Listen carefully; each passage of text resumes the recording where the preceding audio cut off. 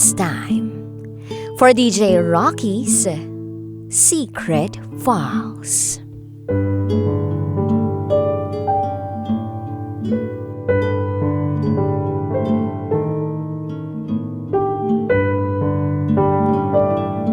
Seminarista ang boyfriend ko.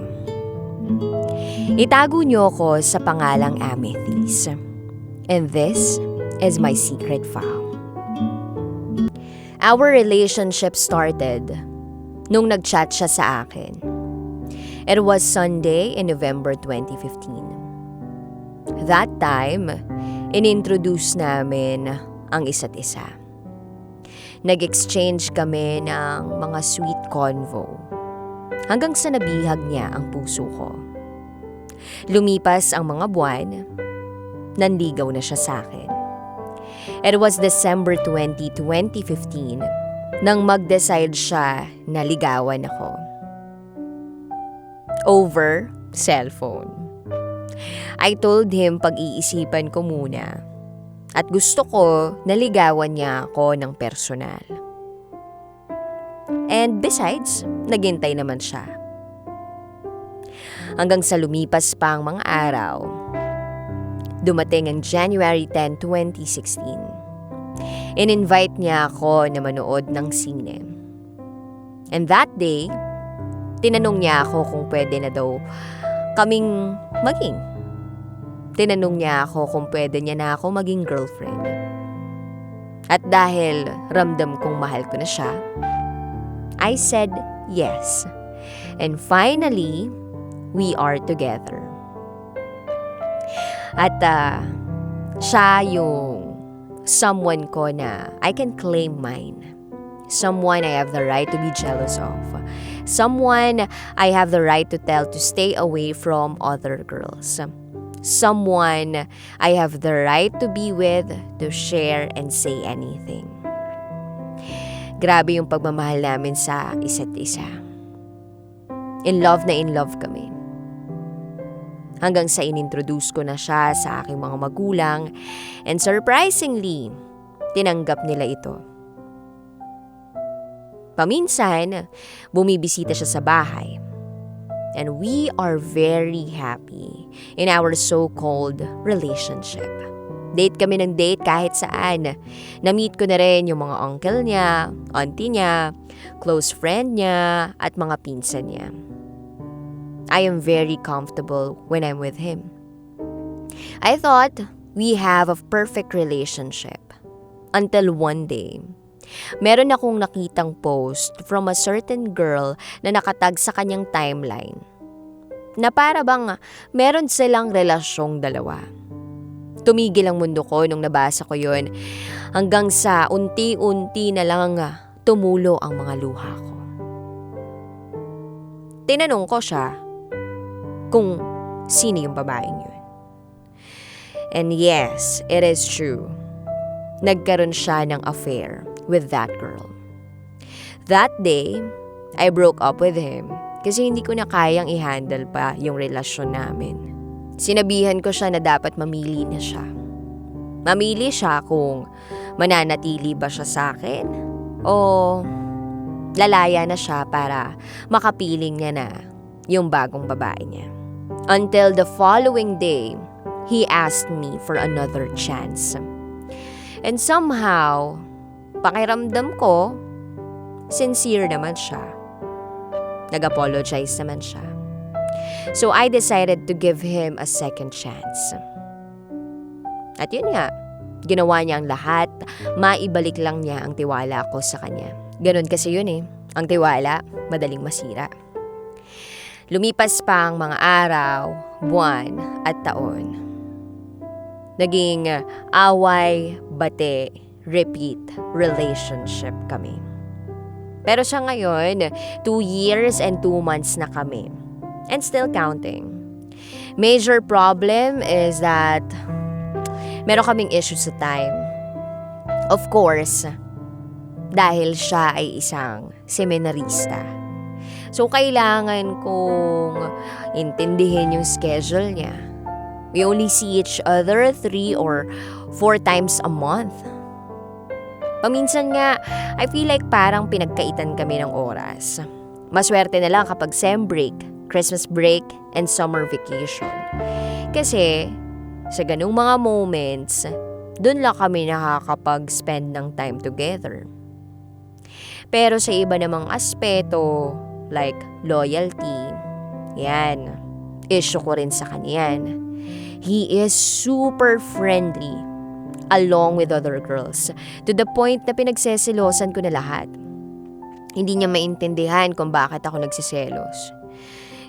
Nagsiselos lang naman ako kasi ayoko siyang mawala sa akin eh.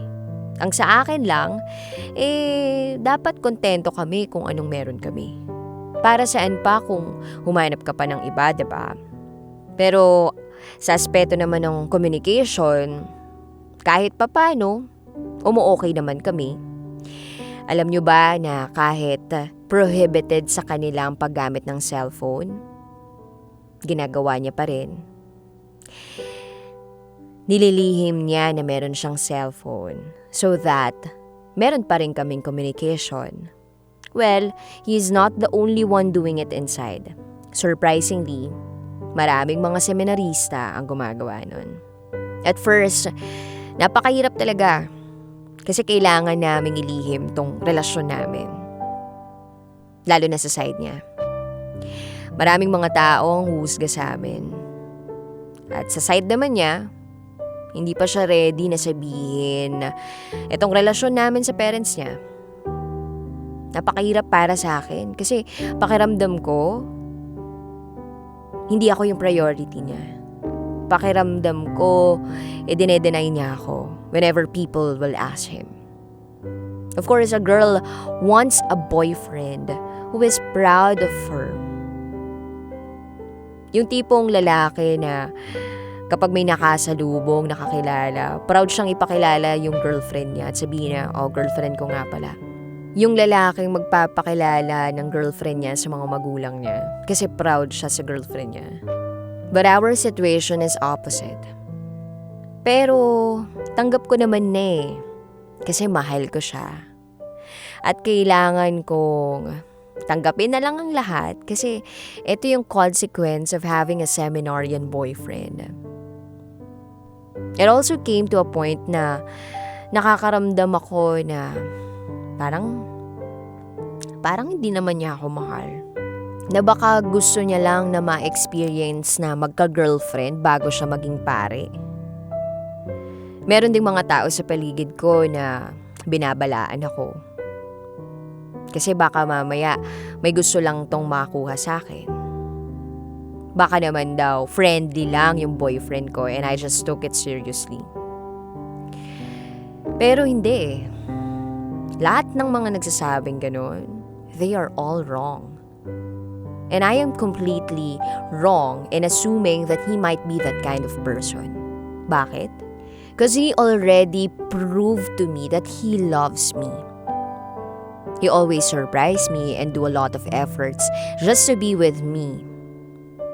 He chooses to spend his time with me than his friends and classmates.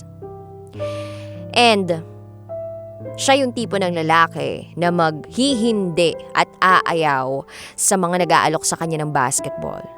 And instead, pipiliin niya na makasama ko. At nakapag-decide na siya. Hindi na siya magpapare. Gusto niya maging lawyer. He is a first-year philosophy student in the seminary. And kapag nakagraduate na siya next year, he will take up law. Lagi niyang sinasabi sa akin na ayaw niya nang maging pare. Kasi gusto niya na magkaroon ng future kasama ako. At alam daw niya na hindi naman galit sa kanya si Lord. Marami naman daw paraan para makapaglingkod sa Diyos. Hindi lang sa pamamagitan ng pagpapare. He already introduced me to his parents, friends, and relatives. At tinanggap naman nila ako. And I am just very thankful to the Lord kasi binigyan niya ako ng isang lalaking katulad niya. I thought good man doesn't exist, but I was wrong. He is a very kind-hearted person. Tanggap niya kung ano ako at sino ako. At hindi ako makapaniwala na mamahalin niya ako ng ganito. Kaya para sa'yo, kung nakikinig ka man, thank you very much for loving me even in my darkest moments. Gusto ko lang malaman mo na mahal kita with all my heart and soul. Masaya ako kasi parte ka ng buhay ko. You are my inspiration sa araw-araw ng buhay ko at sa pag-aaral ko. I miss you so much, love. I will wait for you as long as I can. Continue to pursue your dreams. I love you.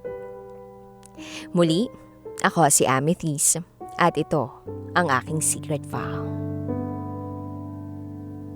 Always your number one SM radio station. Love Radio. Hello, kabisyo! Uy, gusto mo pa ba ng mas marami pang Secret File episodes? Ang gagawin mo lang, mag-subscribe ka na sa aming YouTube channel. It's Love Radio Manila. At pindutin mo na or i-click mo na ang notification bell para updated ka na sa aming mga latest video. Raqi Terra po, mula sa 90.7 Love Radio. Mwah!